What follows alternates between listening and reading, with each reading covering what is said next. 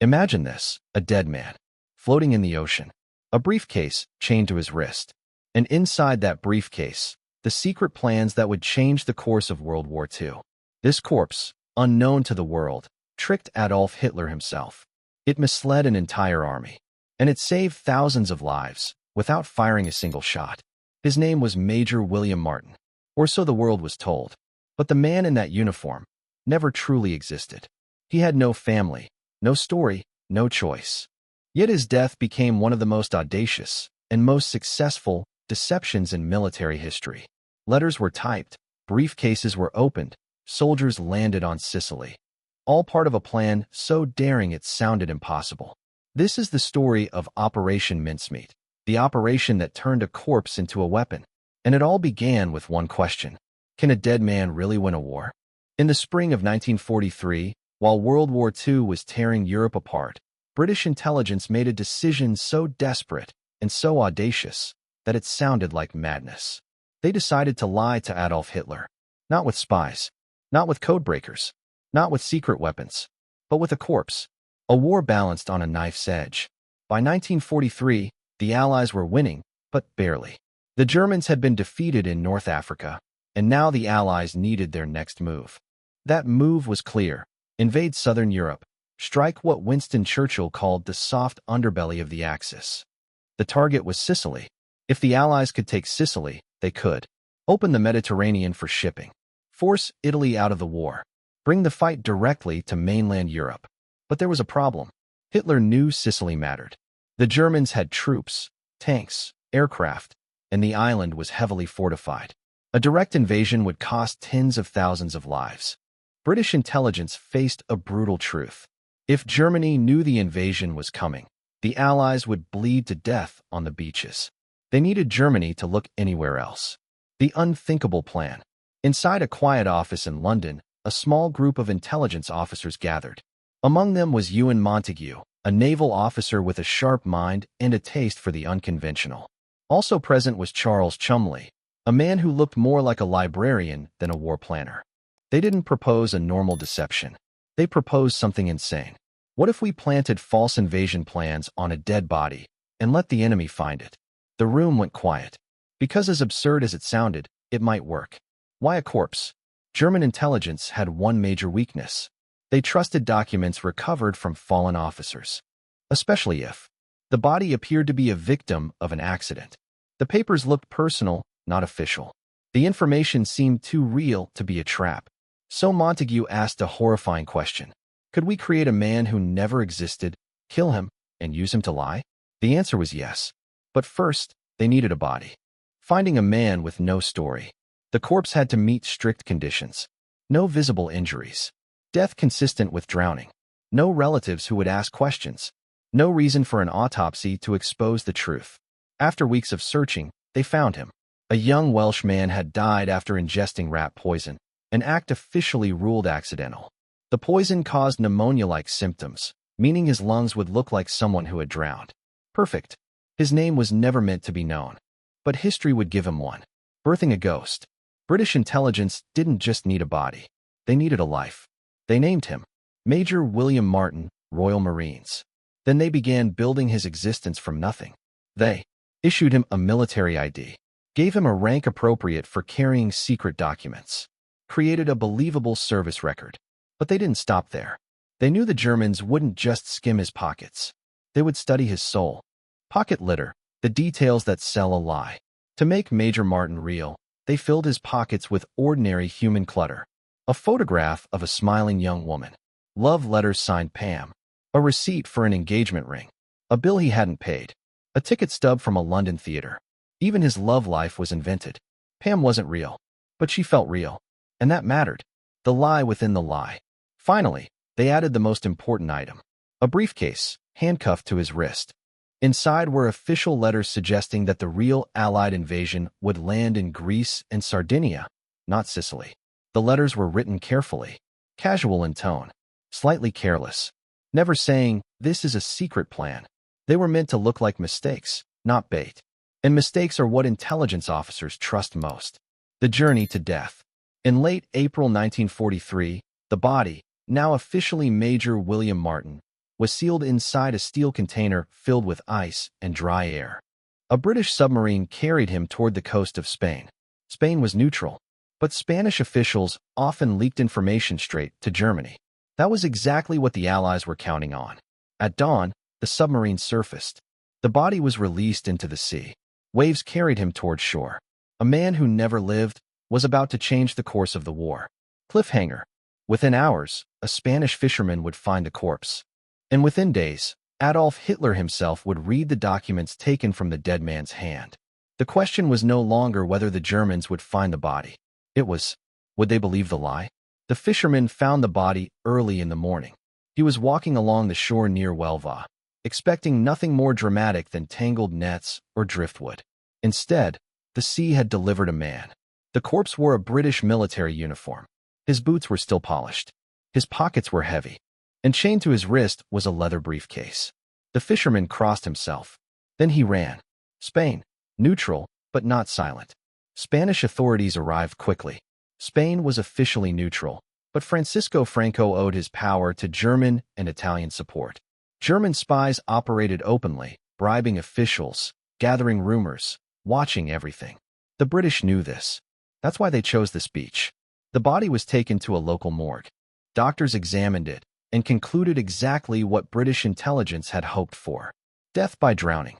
No suspicious wounds. No obvious signs of tampering. The briefcase was locked. And locked things invite curiosity. The waiting game. Back in London, British intelligence did something that looked like panic, but was actually theater. They sent urgent diplomatic messages to Spanish officials, demanding the return of Major Martin's body, insisting the documents were extremely sensitive, making it clear that Britain was worried. Every message was carefully worded. Too careful. The Germans noticed. The Germans take the bait. German agents in Spain pressed their contacts. Spanish officials, eager for favor or cash, quietly opened the briefcase. Inside were the letters. They photographed them, copied them, sent them directly to Berlin. By the time the briefcase was respectfully resealed and returned to British hands, German intelligence already had everything. Now came the most dangerous moment of the entire operation. Would Germany believe it was real? Inside Hitler's headquarters, the documents landed on the desk of Adolf Hitler himself. Hitler read them slowly. The letters spoke of Allied forces preparing for Greece, Sardinia as a secondary target, Sicily mentioned only as a diversion. It fit his worldview perfectly. Hitler already believed the Allies would strike the Balkans. He feared losing access to oil fields and weakening Germany's southern flank. The dead man hadn't changed Hitler's mind.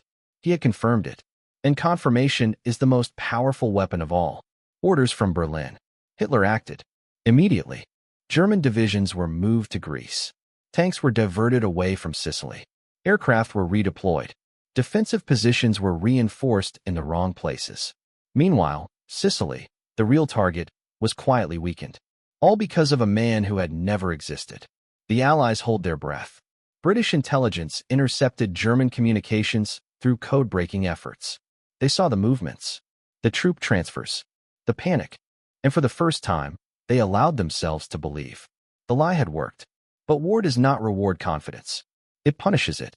What if they realize? If Germany discovered the truth, even at the last moment, they could still rush reinforcements to Sicily. The invasion fleet was already moving. Thousands of ships, hundreds of thousands of men. If the Germans caught on, it would be a slaughter. The fate of an entire campaign now rested on one dead body staying believable.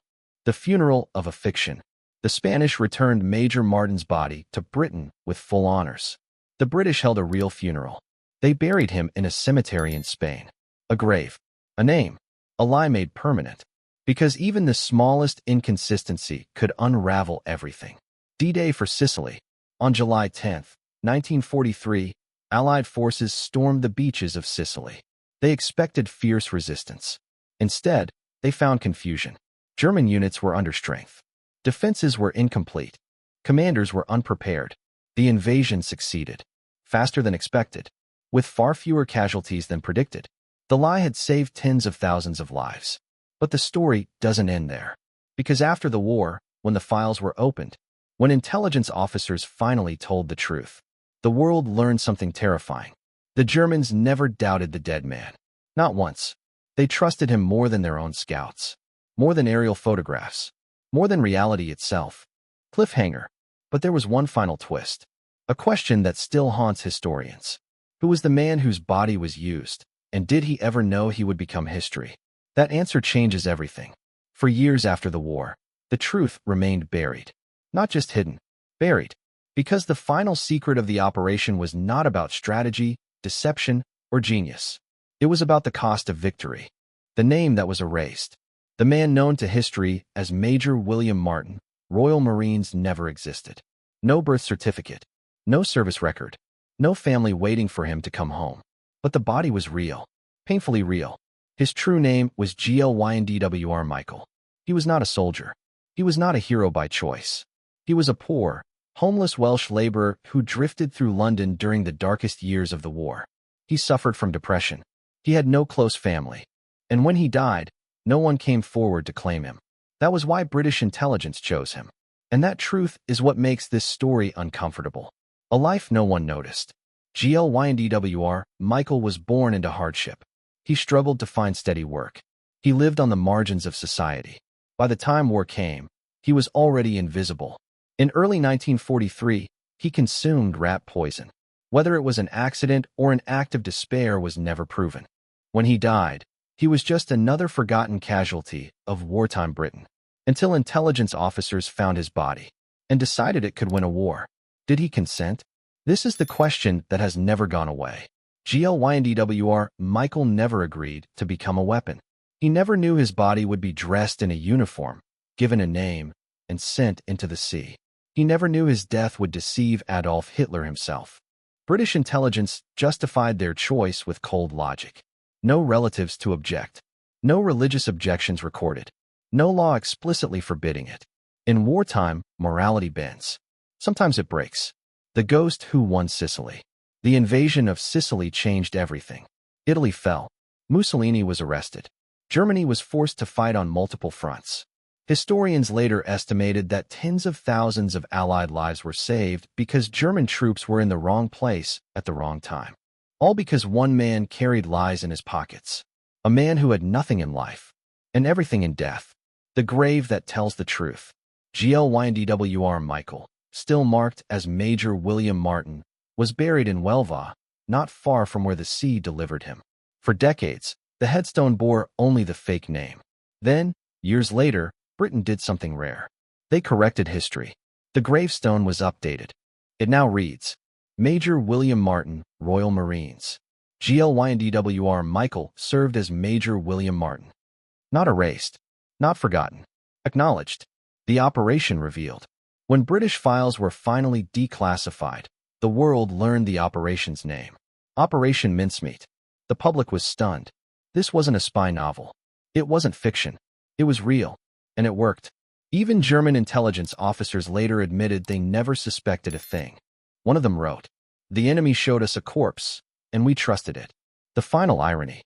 The most chilling part of the story is this. German intelligence examined everything. The documents, the handwriting, the seals, the letters. They never questioned the one thing that mattered most. Why a man like that would exist at all? Because they believed in the paperwork more than reality, more than human complexity, more than doubt. Why people still argue about this story.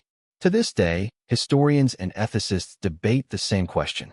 Was it genius, or was it unforgivable? Was Glyndwr Michael a victim of exploitation, or a silent hero who saved lives? There is no clean answer. War never offers one. The story's last line. Glyndwr Michael went through life unseen, unimportant, unremembered. But in death, he became one of the most influential figures of World War II. He never fired a weapon, never gave a speech, never chose a side. Yet history moved because of him. And perhaps that is the most haunting truth of all. Sometimes the people who change the world never know they did. The war ended in 1945, but the echoes of Operation Mincemeat did not fade. Major William Martin, Glyndwr Michael, was gone, but his story began to ripple across generations. The world learns the truth. For years, the operation remained a closely guarded secret. British intelligence officers kept silent. Historians and journalists could only speculate. It wasn't until the 1950s that Montagu himself published a book, revealing the truth behind the corpse that had fooled the Nazis. The body was found in Spain. The documents were genuine, and the Germans believed them. The world was stunned. A dead man had changed the course of history. The ethical debate. Once the story went public, moral questions exploded. Was it right to use a dead man's body for deception? Could Glyndwr Michael have had family who deserved respect? Does the end justify the means in wartime intelligence? Military ethicists debated for decades. Some argued that saving tens of thousands of lives outweighed the moral cost. Others said the operation was a cold, calculated exploitation of a human life, even if he was already dead. The debate continues to this day. Pop culture and legends. Operation Mincemeat inspired countless books, films, and documentaries. Montagu's original book, The Man Who Never Was. Multiple films, including the 1956 classic adaptation and a modern retelling in 2021. Novels and TV dramas drawing from its audacity. It captured imaginations not because of battles or guns, but because it was a story of deception, ingenuity, and human tragedy. People were fascinated by the idea that a dead man, ordinary, unknown, invisible, could wield such extraordinary influence. Impact on modern intelligence. Operation Mincemeat became a case study in military deception. It influenced psychological operations, PSYOPs, modern intelligence strategy, training manuals for deception and misdirection. The principles were simple but revolutionary. Create believable false information. Deliver it in a way the enemy trusts. Let human psychology do the rest. The corpse was just the medium. The genius was in understanding how people think. The man buried in Spain. Glyndwr Michael's grave in Welsh became a place of quiet pilgrimage. Visitors leave flowers, notes, even letters to Major Martin. Some mourn him as a tragic figure. Some celebrate him as a hero of deception. And yet, he remains both. Because in his story, triumph and tragedy are inseparable. Lessons from the grave. Operation Mincemeat teaches something universal. History is not just shaped by leaders and generals. Sometimes, the unseen and forgotten change the world. Human ingenuity can turn even death into a weapon. And perhaps the most haunting lesson is this. Life is fragile, but even in death, one can leave a mark the world cannot ignore. The final thought. As historians reflect on Operation Mincemeat, one truth emerges. Major William Martin, or Glyndwr Michael, was never a soldier, but he fought a war nonetheless. Not with bullets, not with bombs, but with silence, deception, and the ultimate sacrifice, anonymity. He reminds us that history is not only written by the living, but sometimes by those who never had a chance to live at all. By 1943, Allied intelligence knew that winning the war wasn't just about firepower. It was about tricking the enemy into fighting the wrong battle. Operation Mincemeat was more than a simple ruse. It was a masterpiece of strategy, psychology, and patience. The brainchild of British intelligence. At the heart of the operation were two men. Ewan Montagu, a lawyer and naval intelligence officer, meticulous and methodical. He was the architect of the plan. Charles Cholmondeley, an RAF intelligence officer, brilliant with details, with a flair for the dramatic. Montagu and Cholmondeley knew the stakes. One mistake could expose the deception and cost thousands of lives. Every element of Major Martin's life was painstakingly fabricated. The letters, photographs, receipts, and even a ticket to a London theater were carefully chosen. The idea was simple. The Germans would believe the documents were real because they felt personal. Crafting the perfect human package. The Allied team called it a human Trojan horse. They needed someone whose identity could be erased and rewritten. Glyndwr Michael, the poor Welsh laborer, became perfect. His death from rat poison made him untraceable, and his anonymity ensured there would be no relatives to challenge the story. Montagu famously said, "We did not want a hero. We wanted a body the enemy could trust." Every detail mattered. Even the spelling mistakes in the letters, the casual tone, and the mention of trivial personal items were psychological triggers, designed to make the letters seem genuine, not fabricated. The submarine delivery. On the night of April 30th, 1943, the corpse, dressed as Major Martin, was sealed in a metal canister with weights and ice, and placed aboard HMS Seraph, a British submarine. The plan was audacious.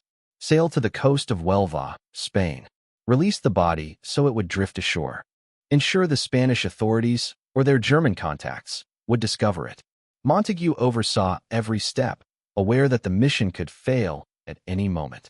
The sea was as much an accomplice as the corpse itself, he later wrote. Psychology over force. The brilliance of Operation Mincemeat lay in understanding human nature.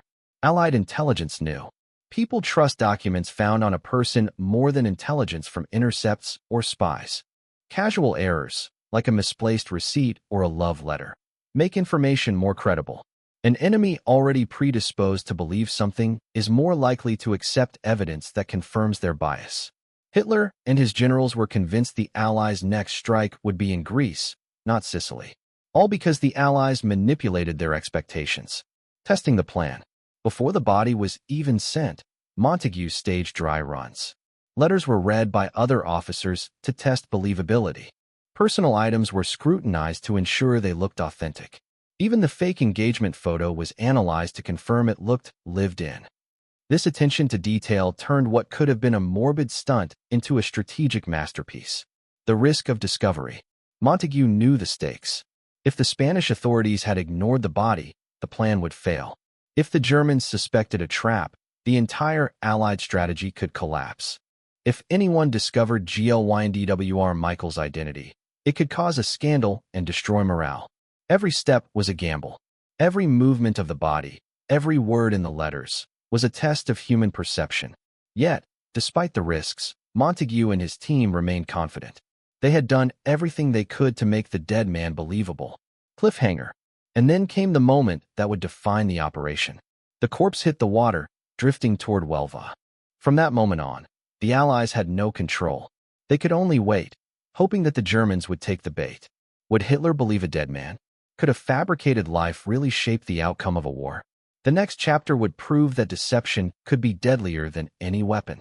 Once Major William Martin's body, and the letters in his briefcase, reached the German intelligence network, the operation entered its most dangerous phase. For the Allies, it was no longer about careful planning. It was now about watching human psychology take over. Hitler's trust in paper. In Berlin, the letters were received by the WWII, Germany's military intelligence.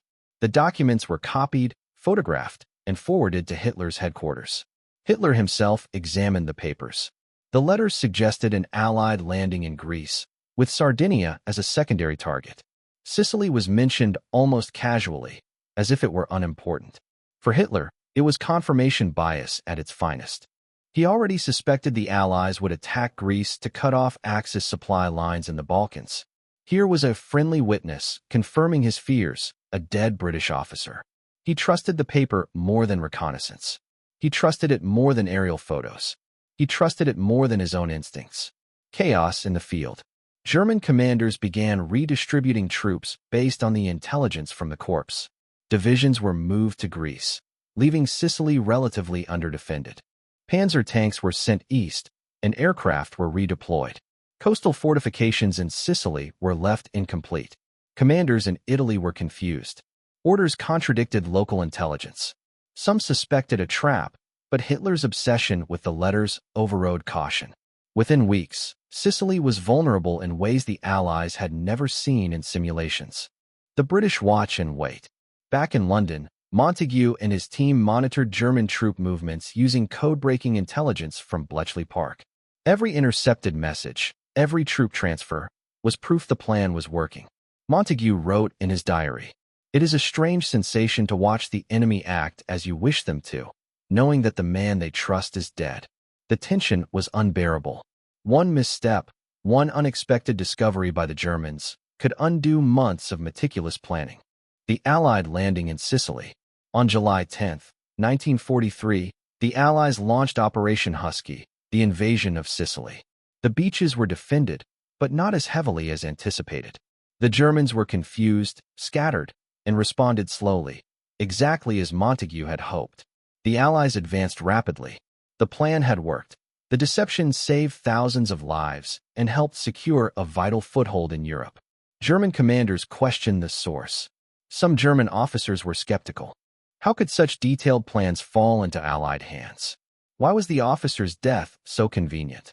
Was it a trap? But Hitler overruled doubts. The letters from Major Martin were taken as gospel. The result: strategic misdirection on an unprecedented scale. The power of a dead man. A corpse had achieved what no general, spy, or codebreaker could have done alone. It manipulated enemy perceptions.